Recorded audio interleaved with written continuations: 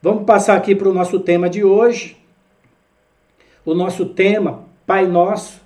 Nós vamos tratar sobre família, o projeto de Deus, aceitação e identidade. Bem, no Sermão do Monte, no final do Sermão do Monte, Jesus encerra essa fala. Todo aquele, pois, que ouve estas minhas palavras, todo o conteúdo do Sermão do Monte, capítulo 5, 6 e 7 de Mateus, e as pratica, será comparado a um homem prudente, que edifica a sua casa. Você pode substituir a palavra casa por família. Pode edificar a sua família sobre a rocha. E cai a chuva, transbordaram os rios, sopram os ventos e deram com ímpeto contra aquela família, que não caiu porque fora edificada sobre a rocha. Então, Jesus deixa muito claro que a vida acontece. As intemperanças da vida, como ele ilustra, os rios transbordam, os ventos dão de ímpeto contra essa casa, faz parte natural da vida, tanto pessoas que são cristãs ou não cristãs, justos ou injustos. A Bíblia fala, o próprio Jesus ensina no Sermão do Monte, que Deus faz cair a sua chuva sobre justos e injustos. O que determina o nível de abalo, né, ou de prejuízo que você, ou que uma família, ou que uma casa tem, depende do fundamento. Então, nossa intenção, hoje, segunda-feira, e na próxima semana também, às 19h30, nós trataremos desse assunto importantíssimo, a família. Eu vou estar passando textos aqui. Eu gosto muito de, quando eu estou ensinando, projetar esboços ou textos, porque é fácil você ter pessoas que têm memória visual e tem pessoas que têm memória auditiva. Então fica mais fácil para você acompanhar e entender, tá bom? Lembrando que aqui na descrição desse vídeo já tem um link com todo o conteúdo em texto no arquivo PDF do meu blog, raibarreto.com.br. Portanto, se você estiver assistindo aqui ao vivo ou em qualquer momento você acessar esse conteúdo, você pode ter acesso aqui ao link onde você tem um arquivo PDF. Eu gosto de disponibilizar o arquivo PDF porque ele é mais completo, mais detalhado, e você também pode imprimir, pode compartilhar para outras pessoas. Vamos começar então o texto. Pai Nosso, família, aceitação e identidade.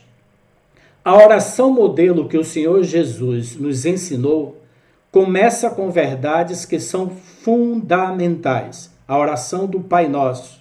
Portanto, Jesus ensinou a orar. Portanto, vós orareis assim: Pai Nosso. É interessante que Jesus não falou meu Pai, mas Pai Nosso, que estais nos céus, santificado seja o teu nome. Quer dizer, o nome de Deus tem que ser separado. A palavra santificado é separado. Nós precisamos honrar, respeitar este nome. Venha o teu reino, faça-se a tua vontade, assim na terra como no céu. O que é o reino de Deus?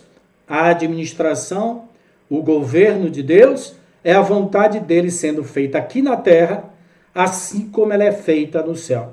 Infelizmente, a vontade de Deus ainda não é plenamente executada ou feita aqui na terra. Por isso que nós precisamos orar para que nós sejamos canais para a manifestação do senhorio de Cristo, do reino de Deus, e as pessoas se abram para que a vontade dele seja feita na terra do nosso coração. Tanta cura e liberdade estão contidas nessas pequenas frases. Jesus sabia que, para as próximas gerações, os filhos e as filhas do Pai, com letra maiúscula, fariam essa mesma oração em todas as línguas, em tempos de circunstâncias mais felizes ou mais tristes.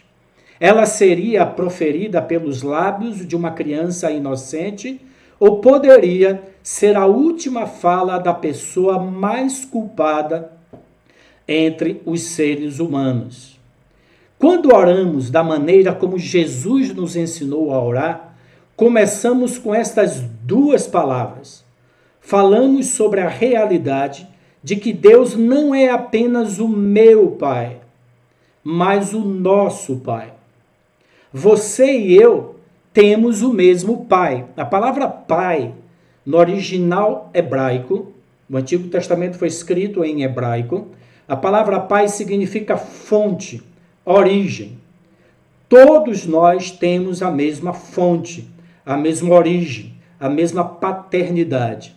Portanto, somos família, com letra maiúscula, uns dos outros.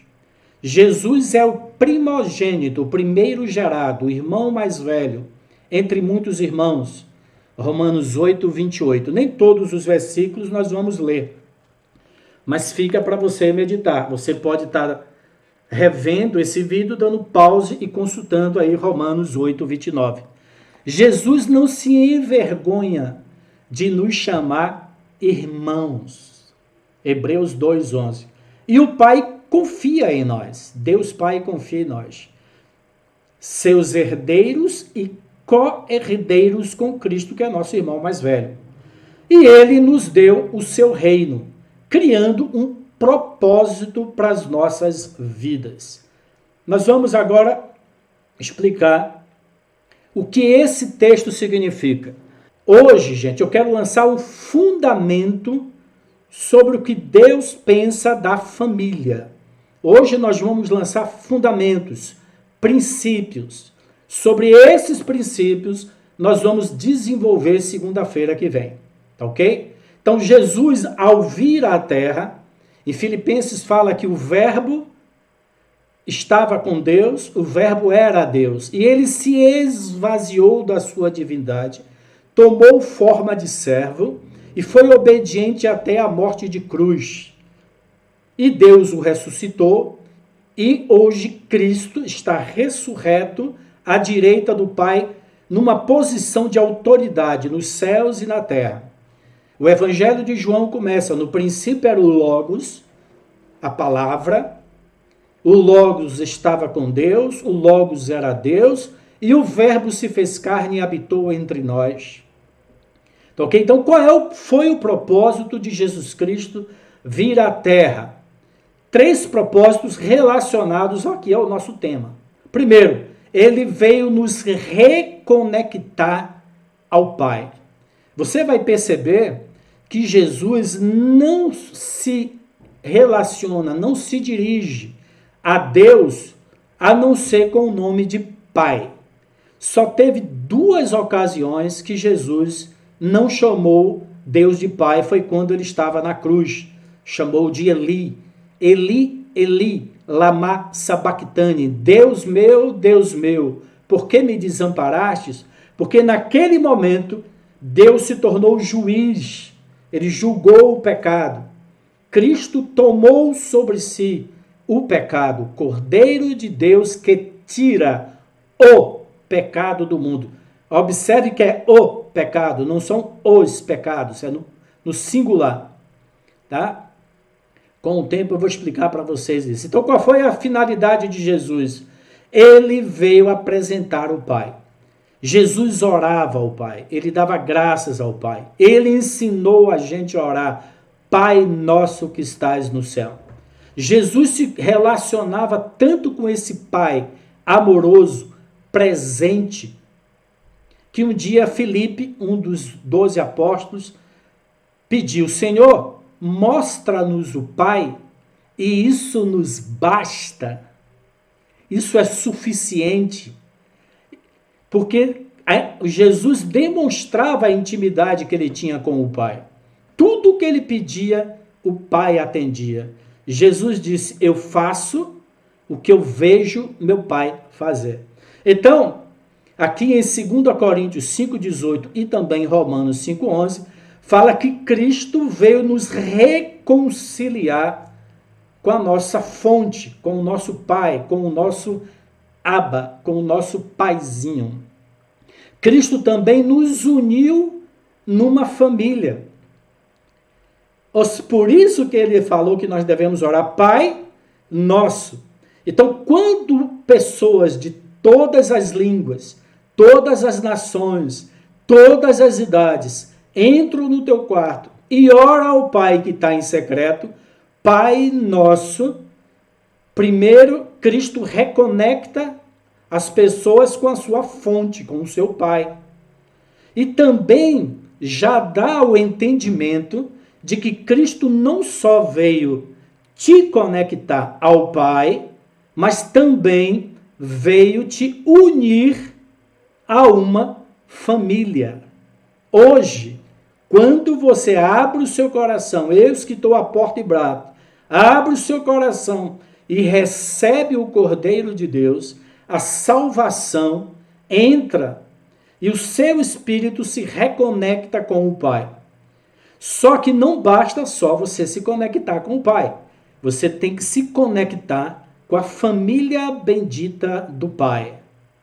Então, Cristo já começa a criar, ou pelo menos possibilitar, uma nova identidade. O que significa identidade? A identidade, ou a descoberta da nossa identidade, é a resposta para aquela tão extraordinária pergunta: quem eu sou? Da onde eu vim e quem eu sou? Então, quando você ora o Pai Nosso, quando você se reconecta com o Pai e reconecta com a igreja, com a família de Deus, você começa a descobrir a sua identidade. E também, Cristo nos comissiona para o reino. Pai nosso que estás no céu, santificado seja o vosso nome, venha a nós o vosso reino.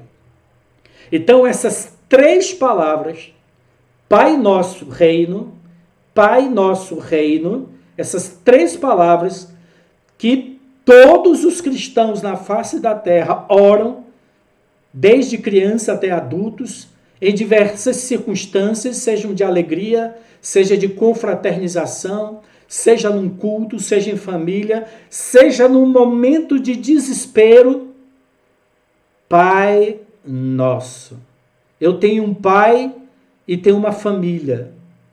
E tenho um propósito. Quando você ora o Pai Nosso, você encontra a sua identidade na sua família, nos seus antepassados e na sua história. Então, aonde que você vai encontrar a sua identidade? Quem eu sou? Eu encontro minha identidade, meu nome é Raimundo Barreto da Silva. Eu sou a junção de uma família Silva, portuguesa, descendentes portugueses da família Barreto. Então, se eu estudo a vida, o caráter, a personalidade do meu pai, da minha mãe, dos meus avós e dos meus antepassados, eu entendo muito do meu caráter e da minha cultura e da minha maneira de ser. Mas quando eu me converto a Cristo e Ele me reconecta com o Pai, e eu começo a frequentar, a ser membro da família de Deus, a família espiritual, eu começo a descobrir a minha identidade espiritual. Ok? A família bendita do Pai. E também o propósito maior da sua vida, que deve ser o reino de Deus. Jesus também registrou no Sermão do Monte, Mateus 6:33, buscai, pois, em primeiro lugar, o reino de Deus e a sua justiça, e todas essas coisas materiais vos serão acrescentadas, porque o vosso Pai Celestial sabe do que você precisa. E Jesus fala, não fiqueis ansiosos quanto ao que haveis de comer ou de vestir, porque são os gentios que não conhecem a Deus, que se preocupam com essas coisas. Mas se você está conectado com o Pai, Se você está conectado com a família bendita do Pai, porque você vai ser abençoado não só pelo Pai, você vai ser abençoado e precisa da igreja, porque a igreja foi dada para edificar a gente através do ensino. Você está aqui participando de um ensinamento. Então nós precisamos uns dos outros para completar o nosso crescimento espiritual. Cristo restaurou a dignidade do homem e da mulher. Então aqui eu começo a mudar um pouco de assunto. Existe um texto em Gálatas, capítulo 3, versículo 28. É muito importante o que o apóstolo Paulo escreveu. Ele fala assim, ó, dessarte, não pode haver nem judeu, nem grego, nem escravo, nem livre, nem homem, nem mulher, porque todos vós sois um em Cristo Jesus.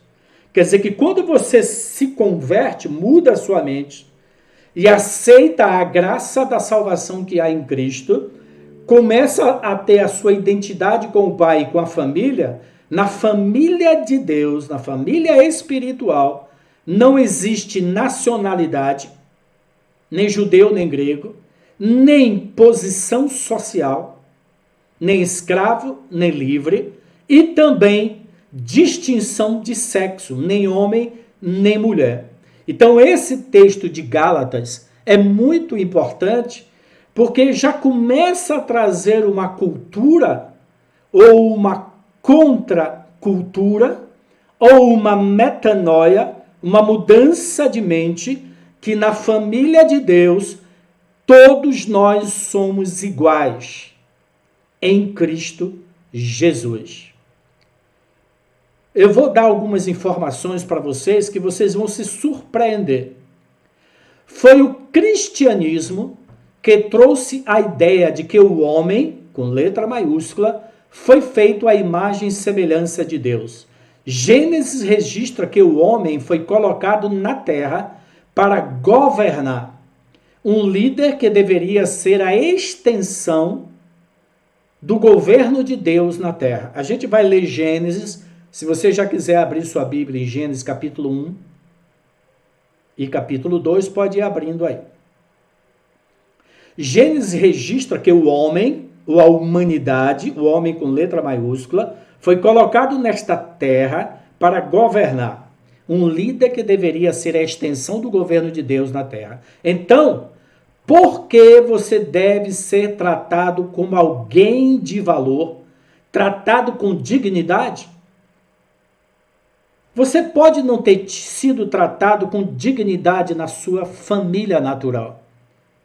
Você pode não ter sido tratado com dignidade na sociedade. Mas quando você orar o Pai Nosso,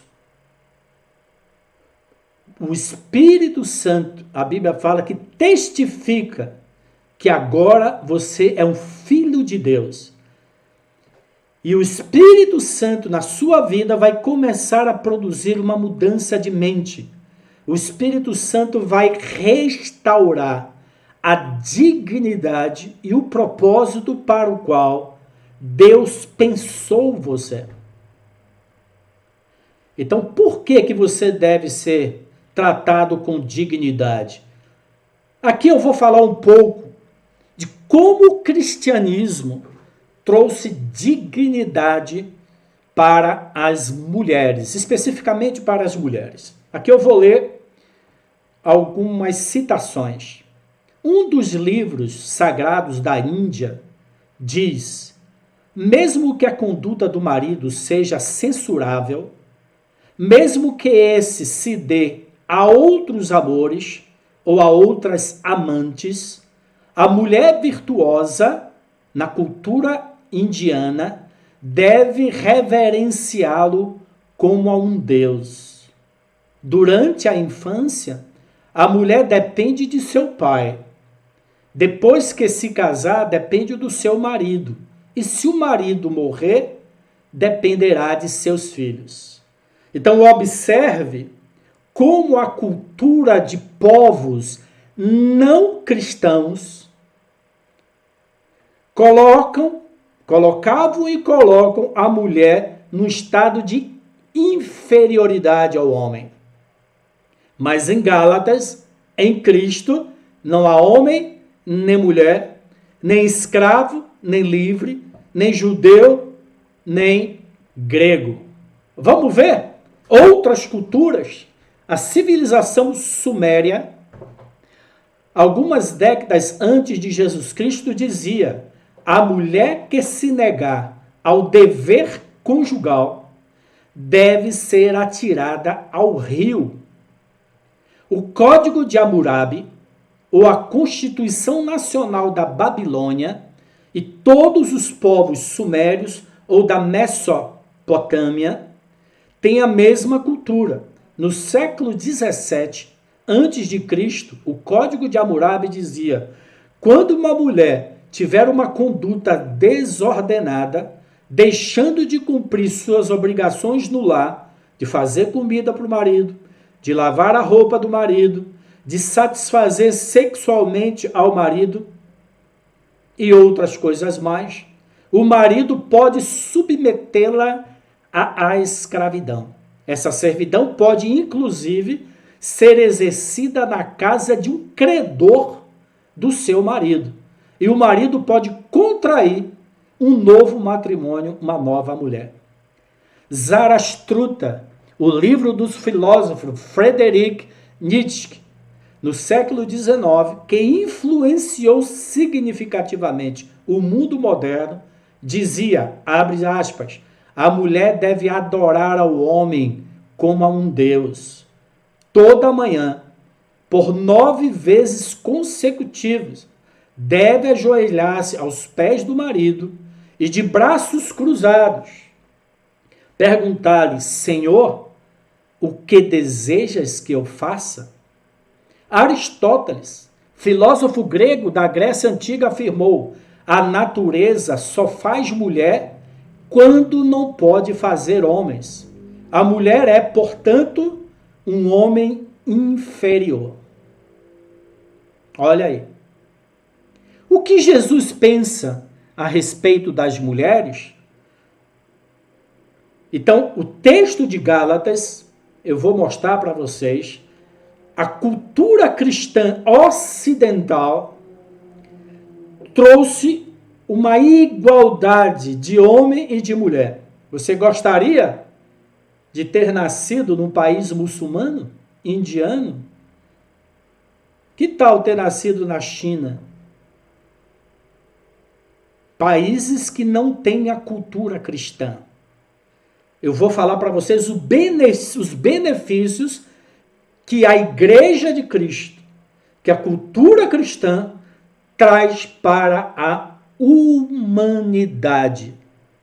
E hoje nós estamos vendo uma guerra acirrada entre o Oriente e o Ocidente, entre povos materialistas, idólatras, ateus, contra o mundo ocidental cristão.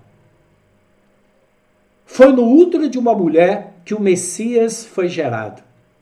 Foram as mulheres que sustentaram o ministério de Jesus com dinheiro, alimento, acolhimento e oração. Ele foi amigo de Maria Madalena,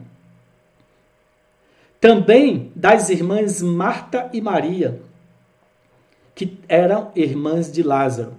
Foram as mulheres que permaneceram ao pé da cruz, enquanto os homens se esconderam com medo. Pedro negou 3 vezes, enquanto Maria e Madalena estavam ao pé da cruz. Também foi uma mulher a primeira a ser testemunha da ressurreição de Jesus Cristo. Portanto, para encerrar esse pensamento, medite sobre isso.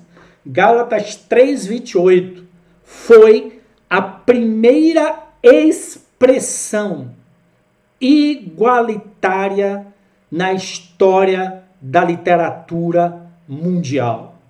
O tratamento que Jesus deu às mulheres E o texto de Gálatas, que em Cristo não há distinção entre homem e mulher, este entendimento, este conceito, ele foi revolucionário em toda a história da literatura humana.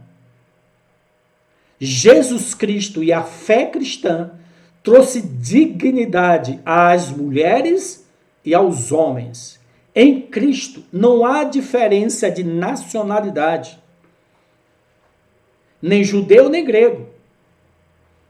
Todos fazem parte da família bendita do Pai.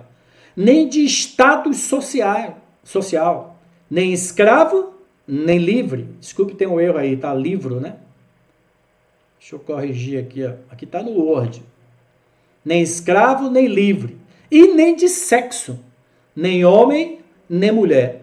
Porque todos são restaurados ao estado de dignidade da família bendita do Pai. Portanto, em Cristo, você encontra sua verdadeira identidade. Amém? Nós estamos aqui com 146 pessoas. Deixa aí o seu like ou dislike e pode compartilhar agora para que pessoas entrem ao vivo ou assim que a live acabar, ela fica gravada aí no YouTube. Qual é o propósito da família? Abra sua Bíblia no capítulo 1 de Gênesis. Nós vamos ler o versículo 27 e 28, se você quiser acompanhar na sua Bíblia.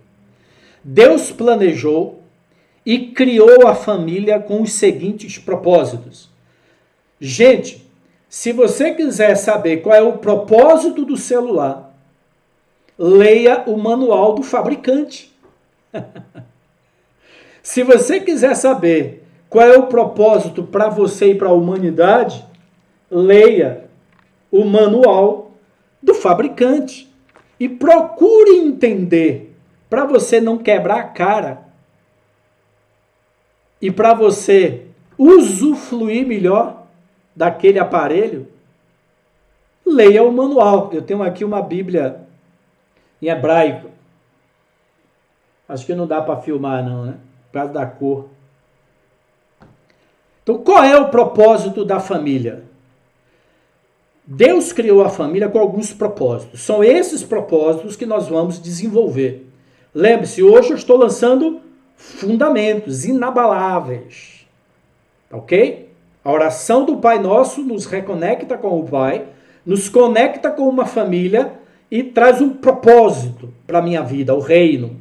Então hoje, todo ser humano tem um vazio existencial. Esse vazio existencial só será preenchido se ele se reconectar com a sua fonte, com a sua origem, com seu Abba, papai. Então, toda pessoa que se converte a Cristo, Cristo reconecta com o Pai. Isso traz paz. As pessoas que não estão conectadas com o Pai, elas começam a ter uma série de disfunção espiritual, emocional e física. Mas quando você se reconecta com o seu Pai, o seu Criador, você começa a se alinhar espiritualmente, emocionalmente, fisicamente e socialmente na sua família, na sociedade, na igreja. Ok? Então, quais são os propósitos da família? Propósito número 1, procriação. Fecundidade para povoar toda a terra, para que o seu reino, o seu governo, se expanda sobre toda a terra. A procriação é fundamental em toda espécie viva para preservação da espécie. Vamos abrir a Bíblia em Gênesis, capítulo 1. Gênesis capítulo 1, versículo 27 e 28. Façamos o homem. Deus planejou, ele é o arquiteto. Ele gradualizou o homem, que deveria ser a sua imagem, e a sua semelhança. A imagem de Deus no homem é a capacidade racional. O homem é um ser racional e também um ser sentimental, de alma. Então a alma e a mente é a imagem de Deus no homem. E a semelhança de Deus no homem é o espírito humano, a parte eterna, imortal. Deus é espírito e importa que aqueles que o adorem em espírito e em verdade. Então o homem foi planejado para ser espírito, alma, intelecto e corpo. Foi assim que Deus planejou o homem. No versículo 27 de Gênesis 1, Deus cria o homem. Essa palavra criar, no original hebraico do Novo Testamento, em Gênesis, é a palavra bará. É trazer à existência algo que não existia. Criou Deus, pois, o homem, com letra maiúscula, à sua imagem. A imagem de Deus o criou. Segundo o original grego, macho e fêmea os criou. Então, Deus criou o macho e criou a fêmea. Aqui está falando das duas, da espécie macho e a espécie fêmea. Por que Deus criou o macho e uma fêmea? Da espécie humana e da espécie animal. Para quê? E Deus os abençoou e lhes disse: sede fecundo, fecundidade, multiplicai-vos, procriai-vos, enchei a terra, sujeitai e dominai-a.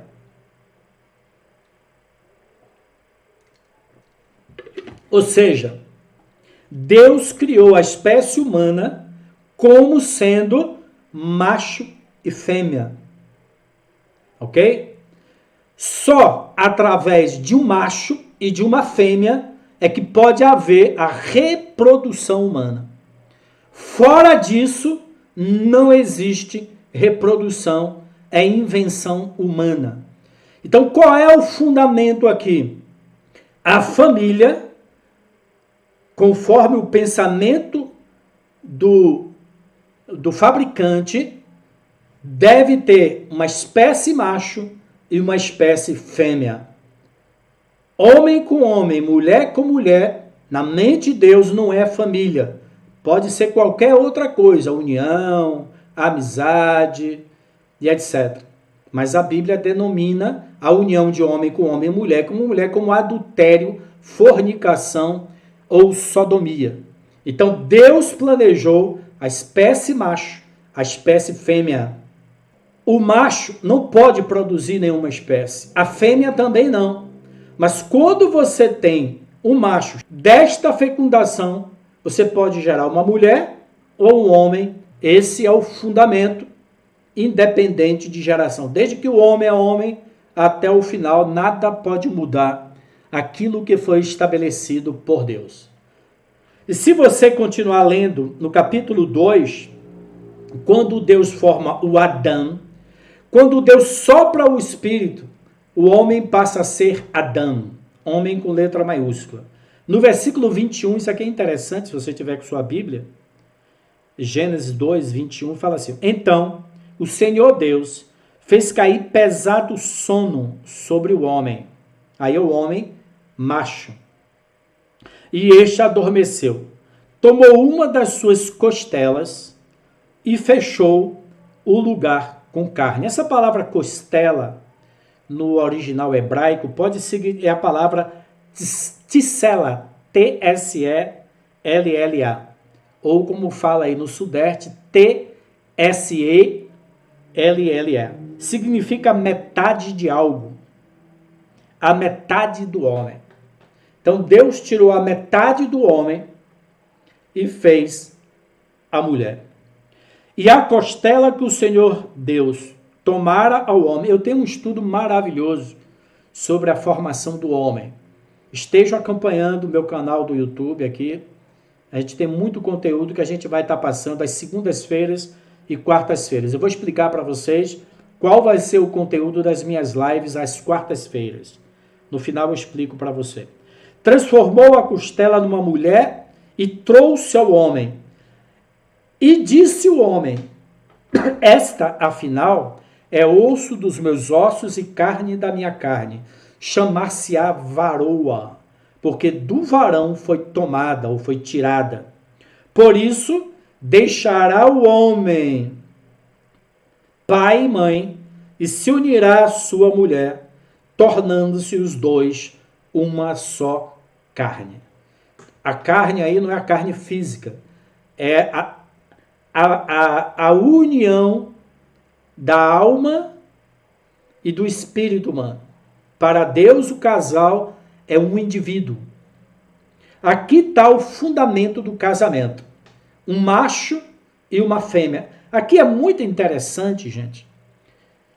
Por que Deus fala que o homem tem que largar pai e mãe e se unir à sua mulher e se tornar uma só carne?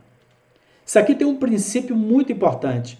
Porque é o macho, ou o espermatozoide, ou a semente que determina a identidade do feto. A mulher é como se fosse a terra. Ela recebe a semente e, a depender, nasce um macho ou uma fêmea.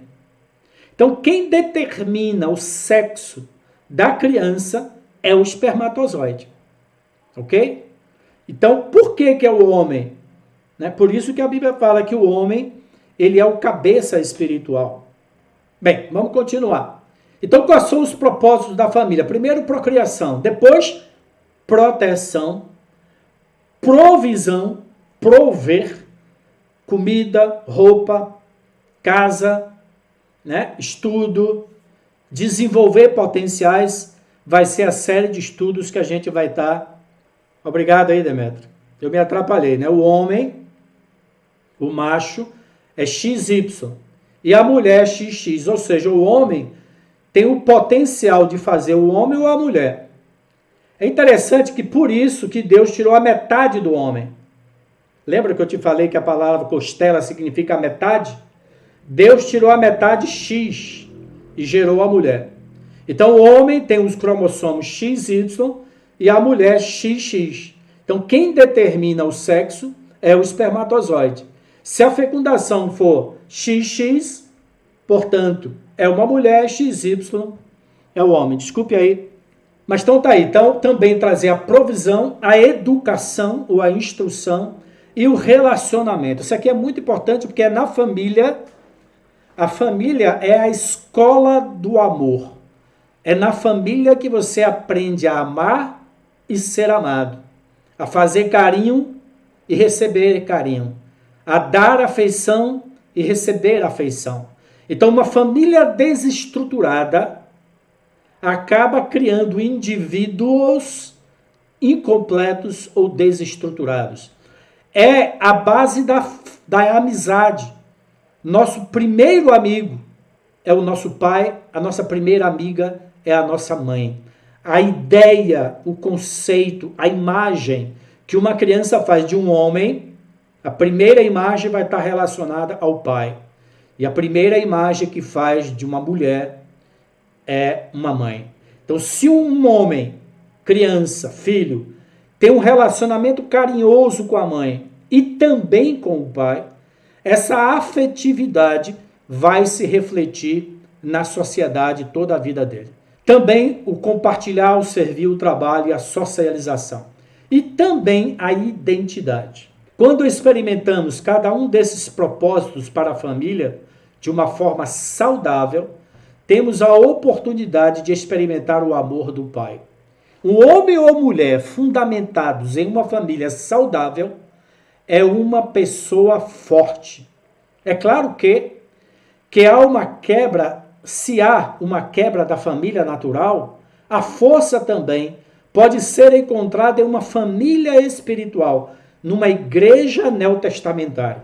Mas o plano original de Deus é que a sua família, que a nossa família natural, seja a fonte provedora para nós de um ambiente estável, amoroso e seguro, para que possamos crescer e nos desenvolver de forma saudável e plena.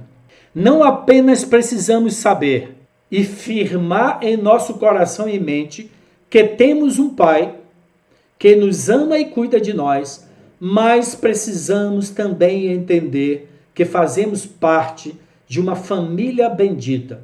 Isaías 61:9 fala assim: a sua posteridade será conhecida entre as nações, os seus descendentes no meio dos povos. Todos quanto os virem, os reconhecerão como família bendita do Senhor. Tantos estão feridos não somente porque não tiveram paz, mas também por sentirem falta de tudo de bom que provém de ser parte de uma casa ou família saudável.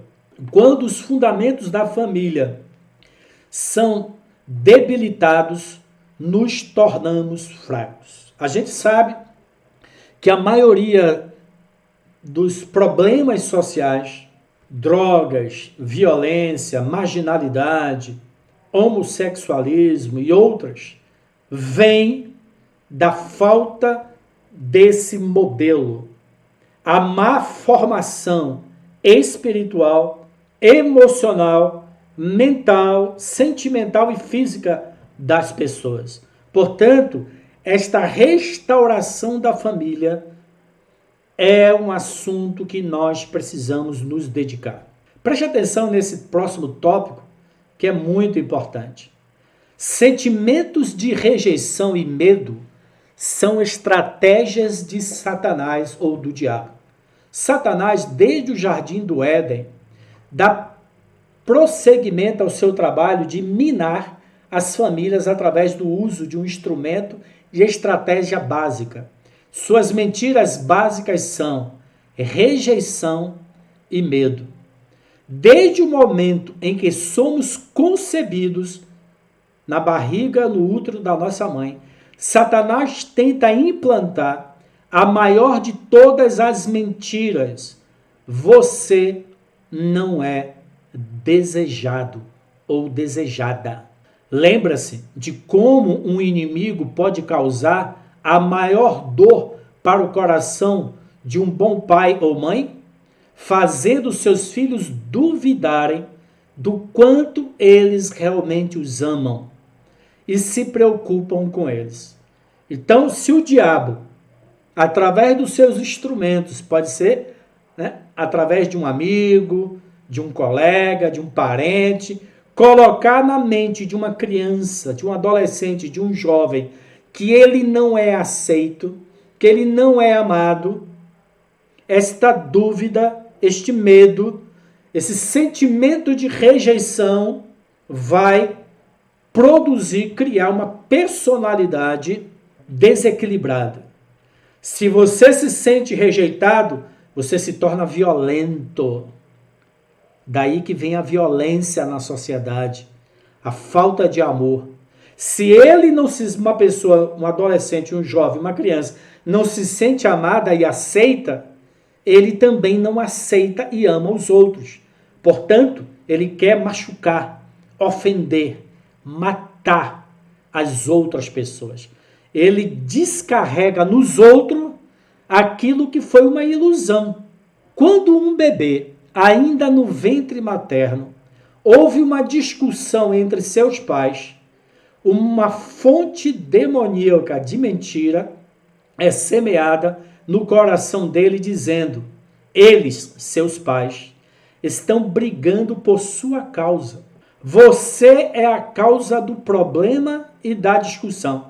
Então, quando um bebê já no útero, ou quando uma criança recém-nascida, 1, 2, 3, 4 anos de idade, vê os pais brigando, ele não entende o motivo da briga. E ele pensa de uma forma errada, e isso pode ser intensificado por um pensamento demoníaco de que os pais estão brigando por causa dele. Ou seja, ele não é bem-vindo, ele não é aceito, ele não é amado, ele é a causa do problema. Imagine os pais brigando a respeito de finanças. E a criança sabe que o pai compra fralda, brinquedo, comida, roupa. Ele vai achar que aquela discussão é por causa dele. Eles não te amam. Você não é desejado. Pesquisas provaram que bebês, ainda no ventre materno, respondem a ações e tensões a que suas mães são expostas. Por isso, o diabo sabe que, se conseguir convencê-los a acreditar que os pais naturais os rejeitaram, então eles serão mais propensos a crer que o Pai Celestial ele transfere para o espiritual. O Pai Celestial os rejeitou também. A realidade da rejeição presente na maioria das famílias acaba refletindo como uma mentira a respeito de Deus.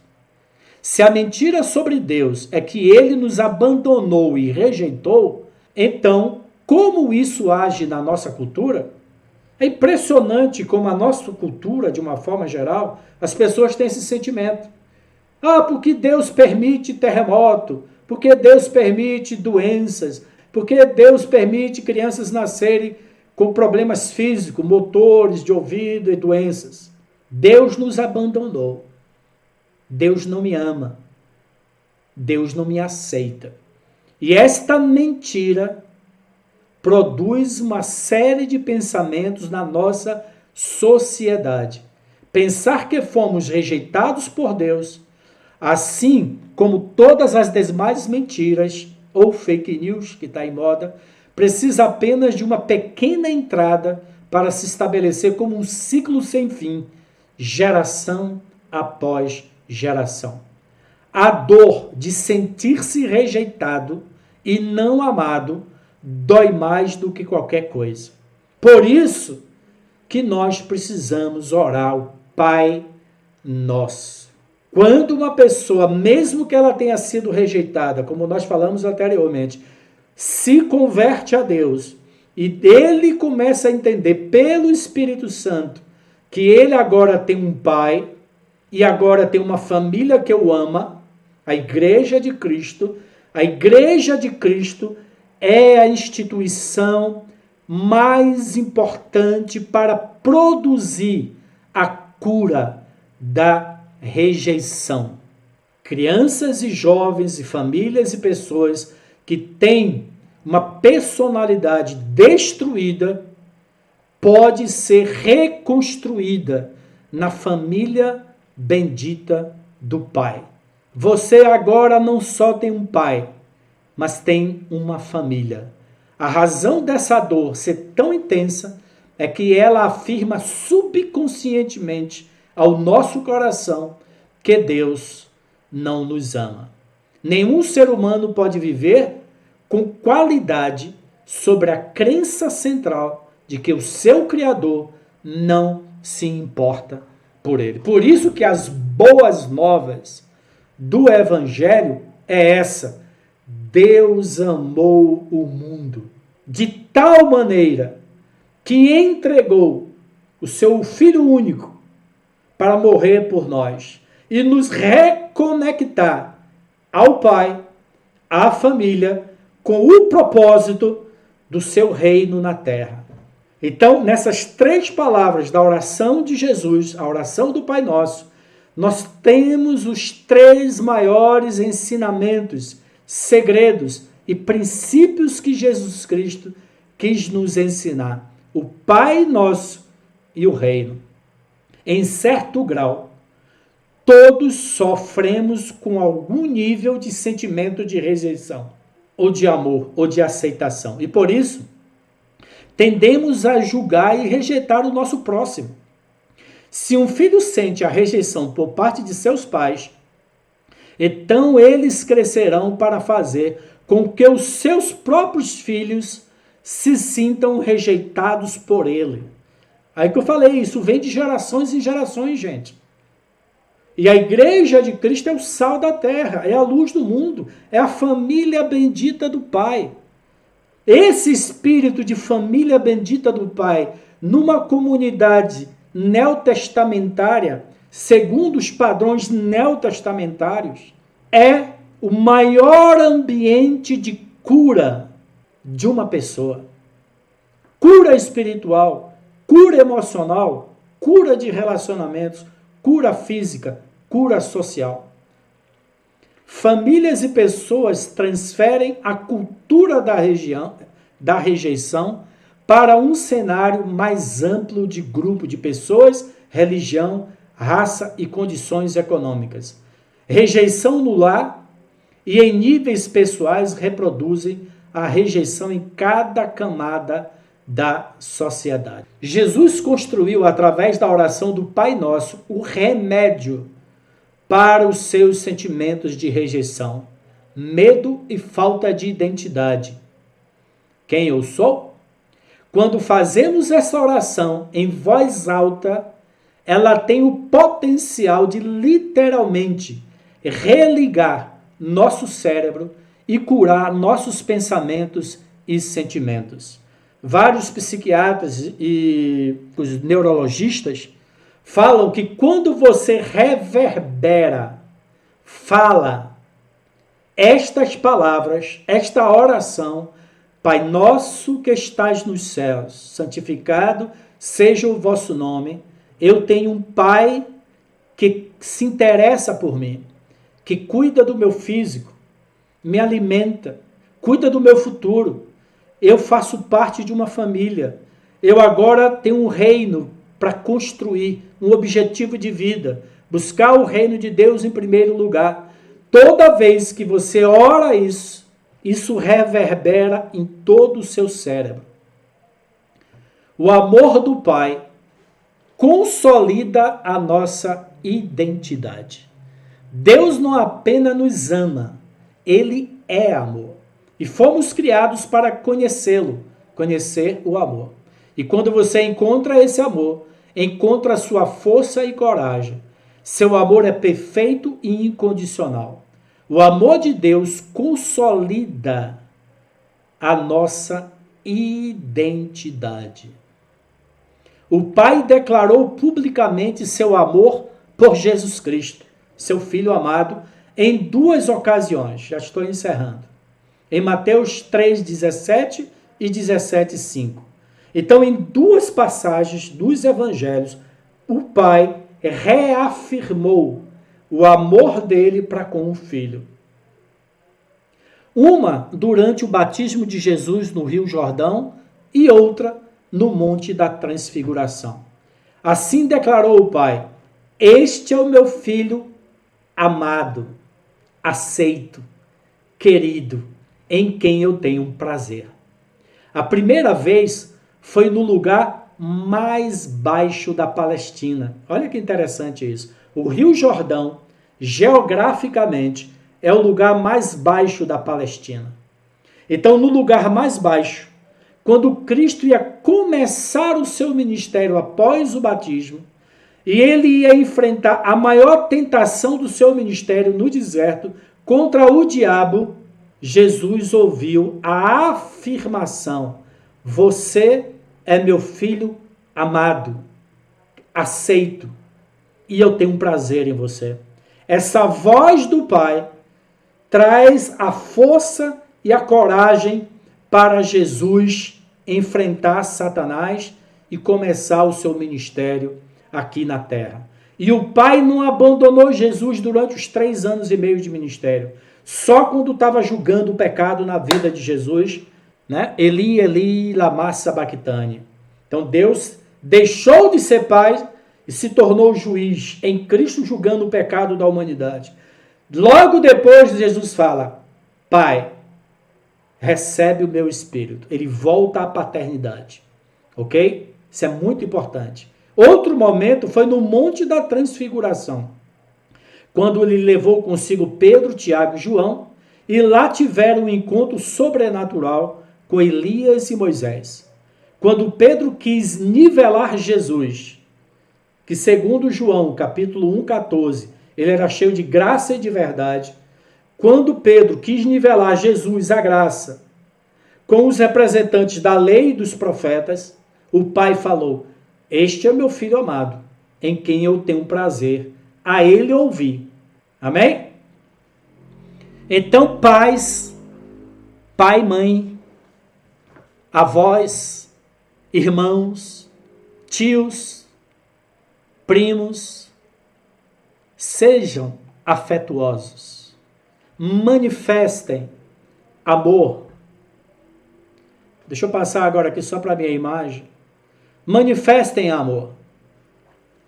A oração do Pai Nosso tem um grande segredo e ela tem sido recitada há 2000 anos, com pessoas de todas as nações, todas as idades, em momentos de angústia, em momentos de alegria, em momentos de celebração. Nós precisamos orar. Abba, Paizinho, minha fonte, minha identidade. Cristo me reconectou, me reconciliou com meu Pai. Pai nosso, Ele não é apenas o meu Pai, Ele é o nosso Pai. Agora eu não estou só, agora eu faço parte de uma família. Eu vou procurar uma igreja que tem os fundamentos neotestamentários.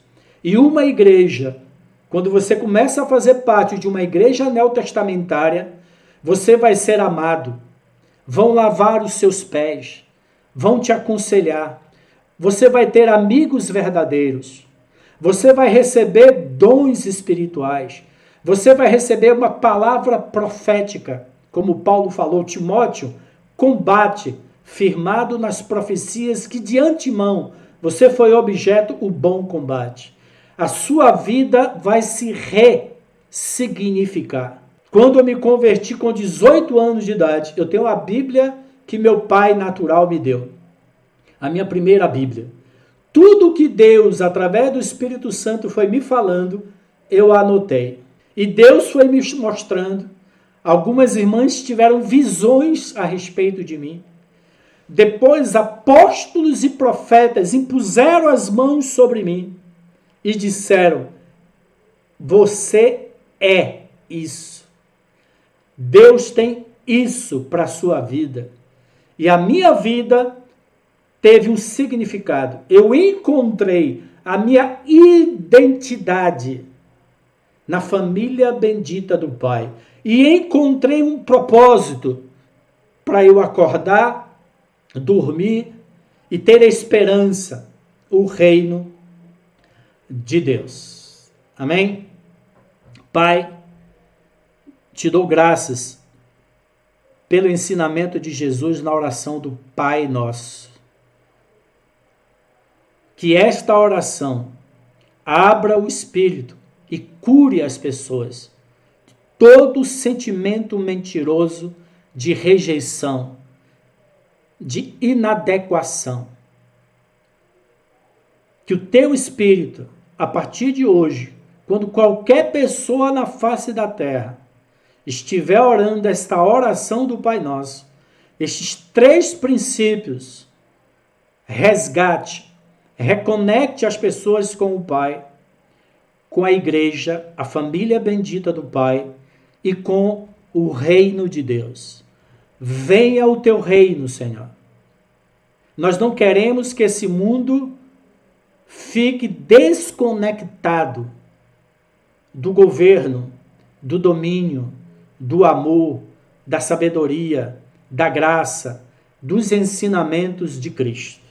Resgata as mulheres, nem judeu nem grego, nem homem nem mulher, nem escravo nem livre, mas todos nós somos um em Cristo Jesus. Ok? Muito obrigado pela presença de vocês, pela participação. Aqui debaixo tem um link para esta mensagem em texto. Ela é mais completa, mais detalhada, e você pode acessar o meu blog, você vai ver todo o texto do meu blog, e embaixo você pode baixar o arquivo PDF, imprimir, compartilhar na internet. Ok?